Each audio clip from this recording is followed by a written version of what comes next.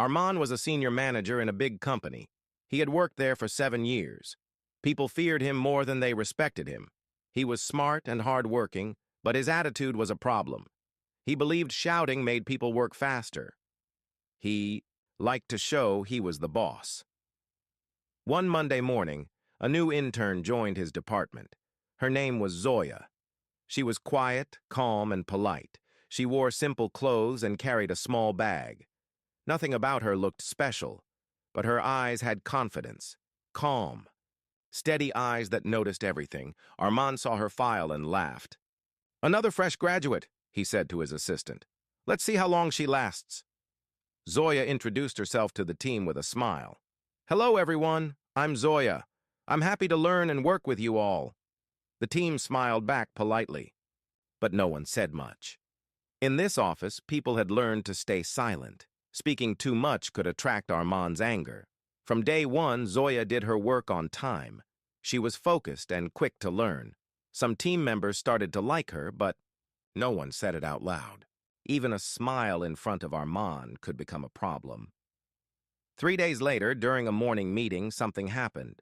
Armand was going through a presentation. It had a small mistake in one of the graphs. Zoya raised her hand softly. "Sir, I think there's a small error in the numbers on slide 4. Armand stopped. "What did you say?" he asked sharply. Zoya repeated, still calm.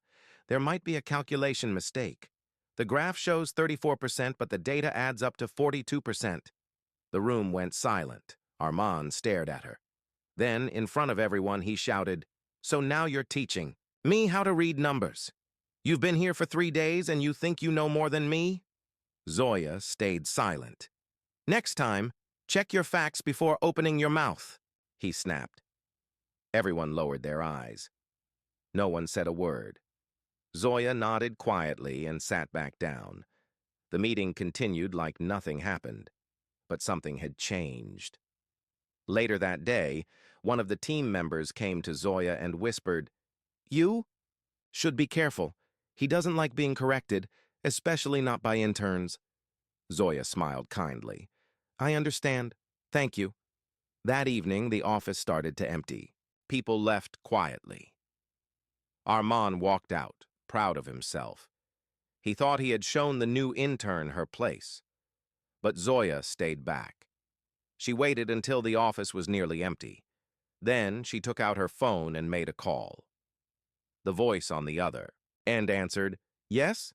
Zoya spoke softly, but her words were firm. "It's time. He's the one." The voice replied, "Are you sure?" Zoya said, "He shouted at me today, in front of everyone, but he doesn't know who I am. He doesn't know I'm about to become his boss." She ended the call and looked around the office. Her eyes didn't show pain. They showed strength. She opened her laptop and began typing a report. The title was Department Observation, Day 3, Manager Armand's Behavior. Armand was called to the main conference room. He thought it was a normal meeting, but when he entered, his face turned pale. 2 days passed after the shouting incident. Armand had already forgotten about it. In his eyes, it was normal to scold people, especially interns. They had to learn respect, and fear was the easiest way. Zoya continued to do her work quietly. She came on time, completed her tasks, and never complained. She didn't bring up the incident again. She didn't even look angry, but she was watching everything, every little detail. On Friday morning, something unusual happened. Armand received an email from the CEO's office. "Please attend a leadership meeting at 12 p.m. in the main conference room." He didn't think much of it. Such meetings were common.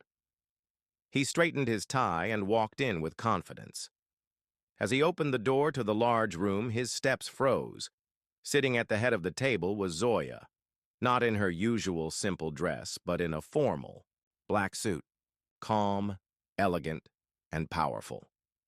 Next to her were 2 senior executives and the CEO himself. Armand stood at the door, confused.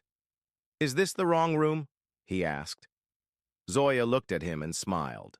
"No, Mr. Armand. This is the right room. Please take a seat. He sat down slowly, still not understanding. The CEO spoke first.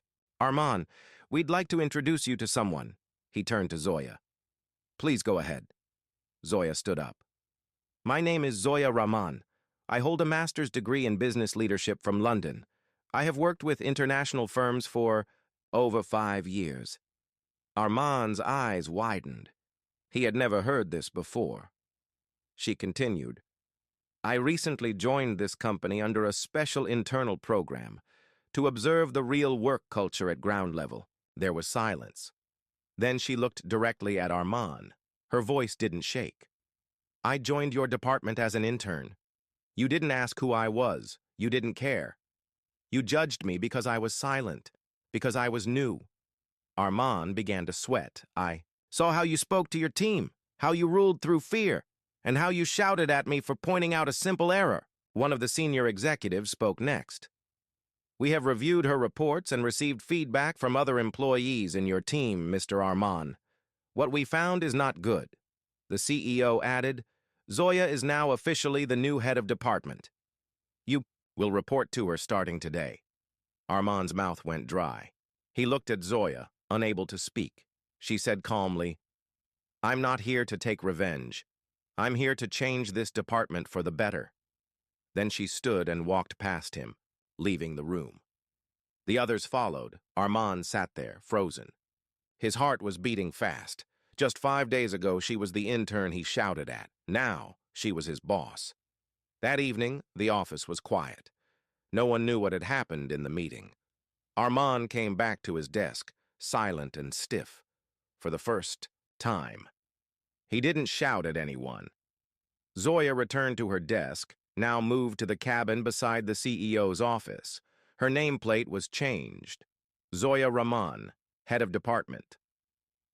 Some team members looked surprised, some smiled secretly, and some felt hope. Later that night, as the lights went off, Arman sat alone. He remembered Zoya's eyes, calm but strong. She never raised her voice, but she had more power in her silence than his loudest words. He realized something. He didn't know who he had messed with, and now it was too late. Arman couldn't sleep that night. He kept thinking about the meeting, about Zoya, about her quiet voice, and her powerful truth. How could she become head of department in just 5 days? The next morning, Arman entered the office quietly. His usual pride was missing. He didn't shout at anyone. He just sat at his desk, looking at his computer screen. But his mind was elsewhere. Everyone in the office was talking. Some people whispered. Others looked at Zoya's new cabin with curiosity. But no one had the full story. Who was Zoya? Why did the CEO trust her so much? One thing was clear. She wasn't just an intern. Inside her cabin, Zoya sat calmly, reading some documents. Her face looked peaceful, but her eyes were sharp. She remembered everything Arman had done, not just to her, but to others too. It wasn't the first time he had insulted someone. Many employees had cried silently after his words. Some had even left the job because of him. Zoya knew this because she had been preparing for this role for months. She opened a file on her desk. It had the title, Arman Malik, Employee Behavior Report. She had collected stories, feedback, emails, everything. But Zoya didn't want revenge. She wanted justice. Flashback. 1 month ago, Zoya was sitting in a high-rise office in London. She had just finished a business seminar. Her phone rang. It was her uncle, the CEO of the same company where Arman worked. Zoya, he said, I need your help. He explained the problem. The department in India was suffering. Many employees were unhappy. But no one was brave enough to speak the truth. Managers like Arman were misusing their power. I need someone I can trust, her uncle said. Someone who can go there, silently observe, and report everything. Zoya agreed. But she had one condition. Don't tell anyone who I am. I want to go as a normal intern. Her uncle paused, then said, "As you wish." Zoya smiled. She booked her flight that night. Back to present, Zoya had now seen everything with her own eyes. She had felt the fear in the team, the silence, the sadness. She thought, power should protect, not destroy. A leader should lift others, not push them down. That day, Zoya called for a small team meeting. Armand walked in slowly, not with pride, but with fear. This time he sat at the side, quiet, listening. Zoya stood and spoke gently. "I know the past week has been surprising. Many of you have questions. I'll answer all of them. But first, I want to hear from you." Everyone looked at each other, unsure. Then a voice came from the back. It was Mira, one of the junior staff. She said, "Last year I worked hard on a project, but Armand sir gave my credit to someone else. I didn't speak because I was scared." Another person stood up. "He shouted at me once in front of the whole team. I went to the bathroom and cried for hours." One by one, the stories came out. Armand's face turned pale. Zoya listened to every word. She didn't interrupt. She didn't blame.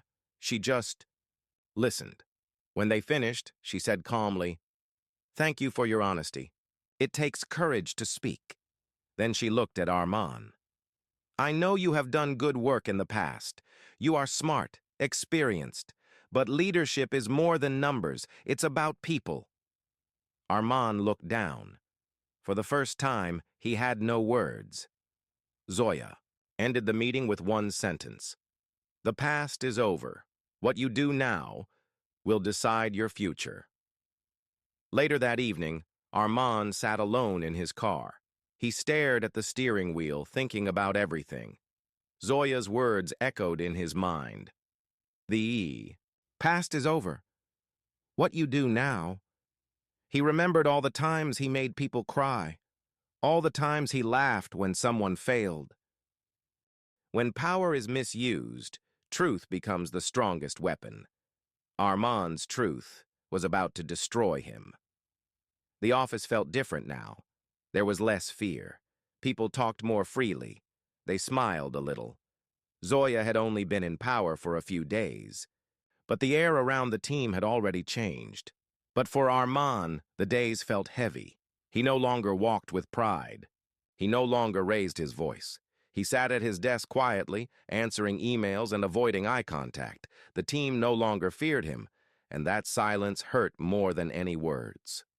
One morning, Zoya sent an email to the entire department. "Mandatory meeting at 11 a.m. Please be on time. This is important." Everyone gathered in the conference room.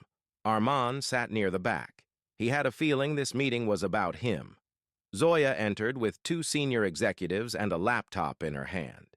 She greeted everyone politely, then spoke with a calm voice. "Today, I want to show you something.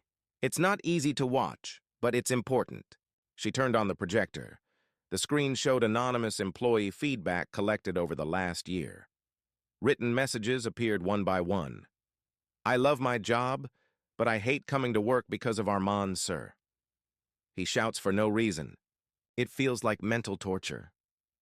I was never given credit for my work. I cried many times. He makes us feel small, like we are nothing." Each message felt like a knife.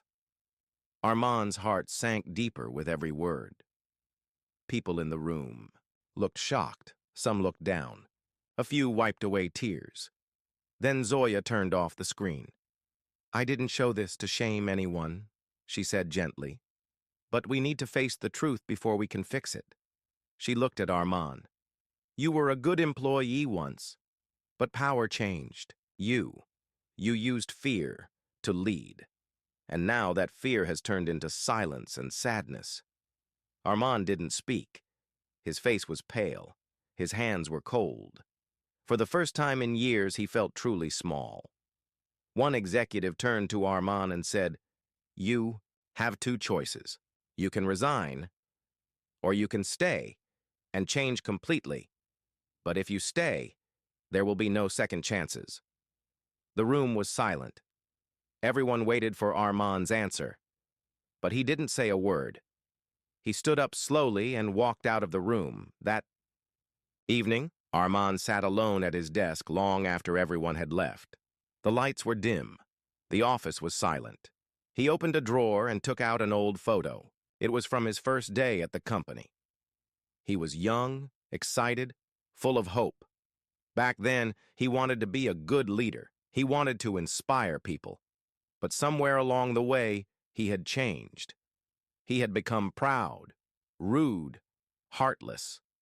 He looked around the empty office and whispered, "What have I become?" He took out a piece of paper and began to write.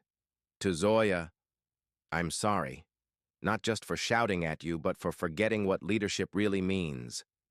I don't know if I deserve a second chance, but if I get it, I promise to become better." He folded the note and left it on Zoya's desk without signing his name. Then he left the office. The next morning, Zoya arrived early. She saw the letter on her table. She read it quietly, her eyes scanning each line. There was no name, no signature, but in her heart, she knew exactly who had written it. She smiled softly, not with pride, but with hope. In the next team meeting, Zoya said something surprising.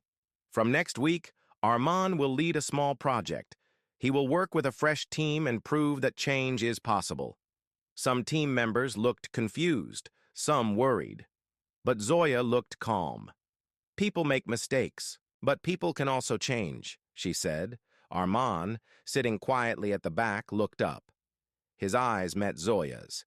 She didn't say anything more, but her eyes said, "This is your last chance. Don't waste it." Sometimes silence says more than words. Armand had hurt many, but now he was hurting in silence. A new week began. The office was full of energy. People were smiling more. There was laughter in small corners. It felt like a fresh start. But for Armand, every moment was a challenge. He had been given one last chance to lead a small project under Zoya's close watch. But this time, he was not the boss people feared. He was just another team member, trying to earn back trust. His team had 3 junior employees, Mira, Samir, and Ravi. All 3 had once been shouted at by him. All 3 were now quiet around him. They didn't trust him. Not yet. On the first day of the project, Armand tried to be polite. "Let's begin," he said softly. "And thank you for being here." No one replied. They just nodded and looked away. It hurt, but he didn't complain. He understood. This was part of the price he had to pay. Each day, Armand worked harder than before. He came early, left late, and never lost his temper. Even when someone made a mistake, he stayed calm. One afternoon, Samir accidentally deleted a report they had worked on for hours. Armand saw it happen. He froze. His old self would have screamed, insulted, maybe even thrown something. But this time he took a deep breath. "It's okay," he said gently. "Let's try again. I'll help." Samir was shocked. He stared at Armand, unsure how to react. Armand just smiled and opened a fresh document. "We'll finish it together." That moment, something changed. A small wall of fear cracked open. Zoya watched everything quietly. She didn't interfere. She didn't give advice. She just observed. One day, she called Mira into her cabin. "How's Armand doing?" she asked. Mira thought for a moment. "He's different now. He says thank you. He listens. He's trying, but—" "But what?" Zoya asked. "He looks sad," Mira said quietly, "like he's carrying something heavy inside." Zoya nodded.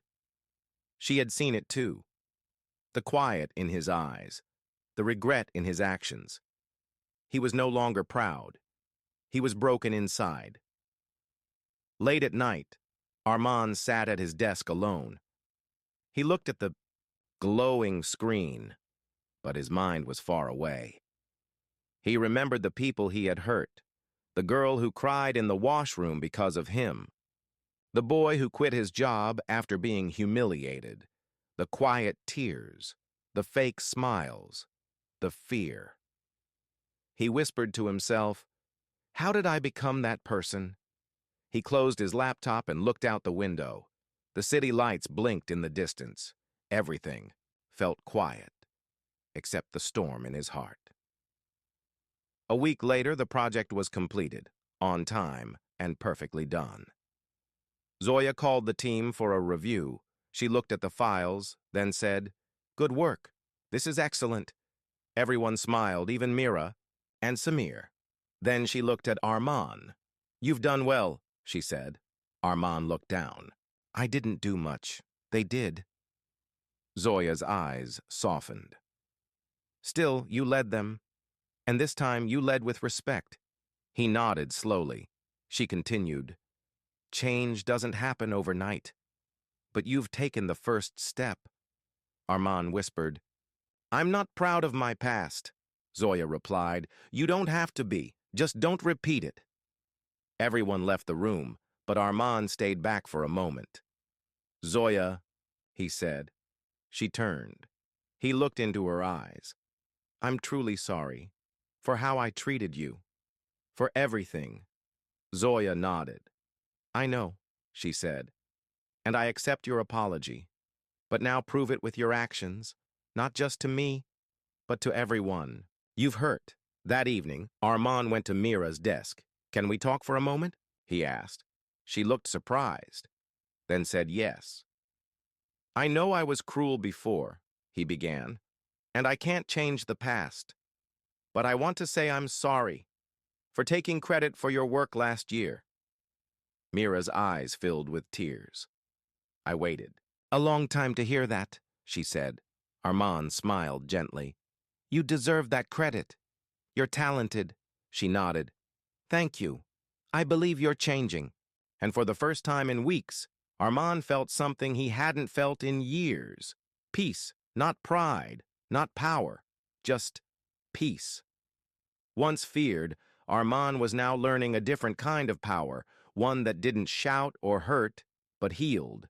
A few weeks had passed. The office felt new, not because of the furniture or paint, but because of the people. Smiles were real. Laughter returned. Fear slowly faded. And the biggest change, Armand. The man who once ruled with anger now moved with quiet respect. He greeted the guards every morning. He held the lift for others. He asked his team how they were feeling, not just about work, but about life. At first, people didn't believe it. Some thought he was acting, pretending, but slowly they saw it was real. He was changing. And the reason? Kindness. One rainy morning, Mira came in late. She looked worried and out of breath. "I'm sorry," she said. "My child was sick, and I had to visit the hospital." Before, Armand would have raised his voice, maybe even given her a warning letter, but now he stood up, gave her a glass of water, and said gently, "Don't worry, take care of your child first. Work can wait." Mira's eyes filled with tears. "Thank you, sir." "Call me Armand," he smiled. "We're a team." The words felt simple, but they touched deeply. Later that day, Armand visited the office canteen. He saw Ravi, a junior staff member, eating alone. He walked over and asked, "Can I sit here?" Ravi was shocked. "Me? Are you sure?" Armand nodded and sat down. They spoke for 20 minutes, about life, movies, and family. Not once did they mention work. For Ravi, it was the first time he felt seen, and for Armand, it was the first time he felt human again. Zoya noticed everything from her cabin. She watched with silent pride. This was the same man who once shouted at her in front of the whole office. The same man who insulted her without knowing who she really was. And now he was helping others rise instead of pushing them down. Zoya smiled to herself. Sometimes, pain is the start of change. One evening after office hours, Zoya saw Arman, still at his desk. She walked over. "You're still here?" He looked up and smiled. "Just finishing up some reports." She nodded, then paused. "You've changed a lot." Arman leaned back in his chair. "I had to. I saw what I had become, and I hated that person." Zoya sat across from him. "What changed you?" Arman thought for a moment. "Kindness. Sometimes life gives you a second chance. Not to change the past, but to write a better future." The office was quiet that morning. A soft breeze entered through the windows, making the curtains dance. Everything felt calm, but inside Armand's heart, there was a storm. Today was an important day. The CEO was visiting, and Zoya had planned something that no one expected. A large meeting was called in the conference room. Everyone from the department was present: junior staff, senior staff, HR, even the cleaning staff. The CEO, a wise and kind-looking man in his 60s, entered the room and smiled. "I've heard a lot about this department in the past few months," he said. "Some of it wasn't good. But recently I've heard something else, something better." He paused and looked around. "I heard about growth, about kindness, about a man who changed." Everyone knew who he was talking about. Zoya stepped forward and took the mic. "Sir, with your permission, I'd like to tell a short story." The CEO nodded. Zoya began. "Months ago, I joined this office as an intern. On my first day, I was insulted and shouted at. Not for my work, but just because I was new. That man didn't know who I was. He didn't know I had been sent here by you to observe the real culture of this place." There were gasps in the room. Some staff didn't know this part. Zoya looked at Arman. He sat still, eyes lowered. "I saw fear, pain, and disrespect in this office. I saw people hiding tears and faking smiles. But then, something changed." She smiled softly. "I saw that same man, Arman Malik, look at himself in the mirror and choose to change." She turned to the CEO. "Sir, I recommend that Arman Malik be officially appointed as the team culture mentor, a new role we've created. Someone who can guide others, especially young leaders, on how to lead with heart." The room fell silent. The CEO stood up and walked toward Arman. "Mr. Malik, do you accept this role?" Arman stood slowly. His voice was calm, but emotional. "I don't know if I deserve it, but I accept, not because of the title, but because I want to keep becoming a better man." The CEO shook his hand. "That's exactly why you deserve it." After the meeting, people surrounded Arman. Mira hugged him. Samir smiled wide.